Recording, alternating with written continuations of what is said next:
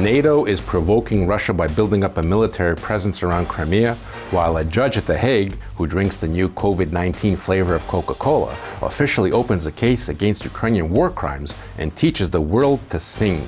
Welcome to Stop Fake, the place where we break down Russian disinformation about Ukraine and a little more. So let's get to it.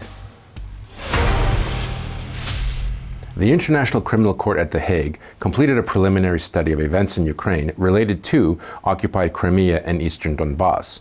The court concluded that it has jurisdiction to open a criminal case and will consider the suit Ukraine has filed against Russia for war crimes committed in Ukraine's occupied territories. This decision unleashed a wave of Russian disinformation, turning the tribunal statement completely on its head and declaring that The Hague is not going to judge crimes Russia has committed in Ukraine, but rather Ukraine's war crimes in Donbas. Now, Ukraine applied to try a case at the International Criminal Court immediately after Russia occupied Ukrainian territories in 2014.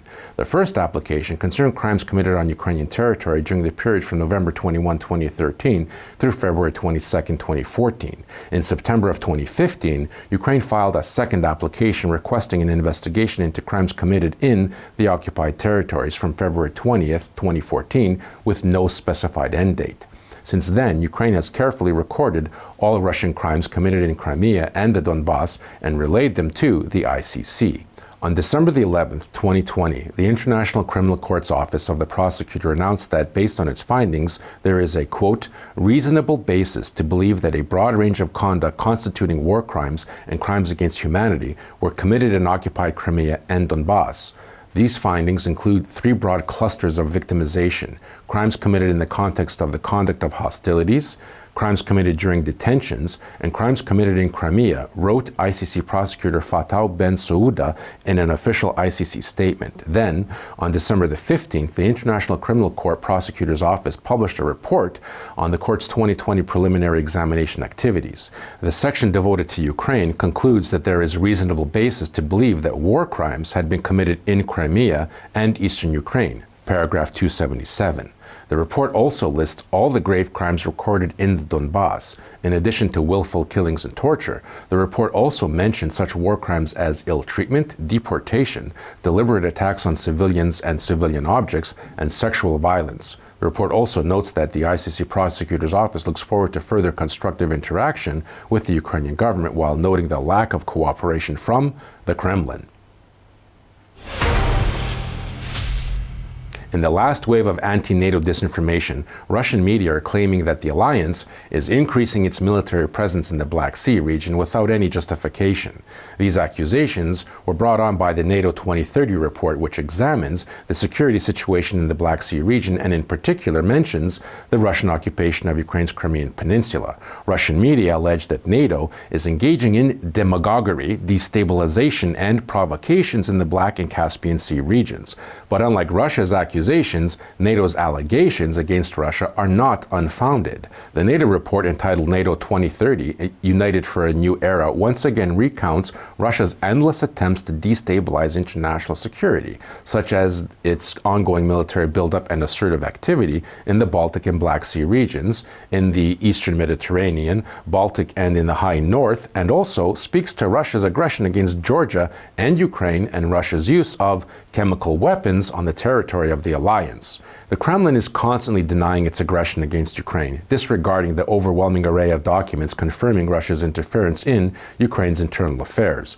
By actively militarizing occupied Crimea and parts of the eastern Donbas, Russia is violating dozens of international treaties, including the Open Skies Treaty, the Treaty on Conventional Armed Forces in Europe, and the 2011 Vienna Document on Confidence and Security Measures. Russia's involvement in the use of chemical weapons on the territory of a NATO member has also been well documented. There is clear evidence that the 2018 poisoning of former Russian spy Sergei Skripal and his daughter in Salisbury was carried out by Russian intelligence officers, as was the poisoning of Russian opposition politician Alexei Navalny. The German federal government has said that toxicology tests carried out on Navalny provided, quote, irrefutable evidence of the presence of a chemical neuroparalytic agent of the Novichok group in Navalny's blood samples. This was further confirmed by two other independent laboratories in France and Sweden. According to the NATO 2030 report, the main principle in deterring Russia is not increasing NATO's military power, but engaging in dialogue and diplomatic relations with Russia. The alliance has also repeatedly stressed that it focuses on deterring possible military threats rather than preparing for hostilities. NATO points out that it was Russia's destabilizing actions in 2014, its violation of Ukraine's sovereignty and territorial integrity, that brought on NATO's suspension of all practical cooperation between the alliance and Russia. And finally, a story about COVID-19, a topic that has shown itself to be a most fertile ground for all manner of tinfoil hat crazy fakes. Last month, social media was awash with claims that the popular soft drink, Coca-Cola, tested positive for COVID-19. Most of the claims linked to a video taken from a speech by Michael Schnedlitz, a member of the National Council of Austria, using a COVID-19 test on a glass of Coca-Cola, with the results appearing to be positive. However, Dialab, the company that produces the test Schnedlitz used, pointed out that the politician did the test incorrectly, and if done correctly, the test will not produce a positive COVID result using Coca-Cola. The AFP French fact-checking site also debunked Schnedlitz's claim. Now, Schnedlitz posted a video of himself doing a COVID-19 rapid antigen test on a glass of Coca-Cola in Parliament. He claims the test showed a positive result, thus proving that mass testing for COVID-19 is worthless. Ukrainian bloggers picked up the Schnedlitz claim and raised alarms, claiming people were being taken for fools, and cast further doubt on the validity of express testing, similar to some of the testing being done in Ukraine. Dialab explained why Schnedlitz's little reverse snake oil show had produced a false positive result for Coca-Cola.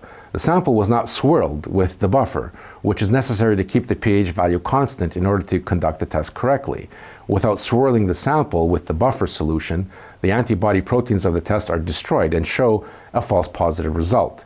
Dialab conducted the test again, this time swirling the Coca-Cola sample as instructed, and received a negative result.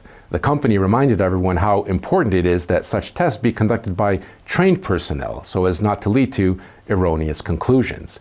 AFP fact-checkers further debunked other claims that foods, such as applesauce, also tested positive for COVID-19.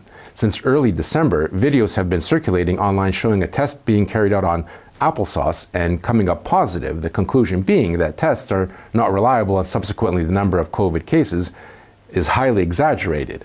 AFP approached another COVID test producing company, Medsan, whose test had been used for the applesauce video. Such tests were designed to be used on humans, not on food, the company explained. The tests were designed to combine antibodies and antigens in specific conditions, and food disrupts those conditions. One scientist compared the false positive to putting natural gas in a car's gas tank and expecting it to move. That's it for this week. Stay safe and be on the lookout for fakes. Remember, social distancing, wearing a mask, and washing your hands will protect you from the coronavirus. And most importantly, critical thinking will protect you from Russian disinformation. And if you spot any disinformation about Ukraine, send it to us for a truth autopsy. I'm Marko Suprun, and this is StopFake. Thanks for watching.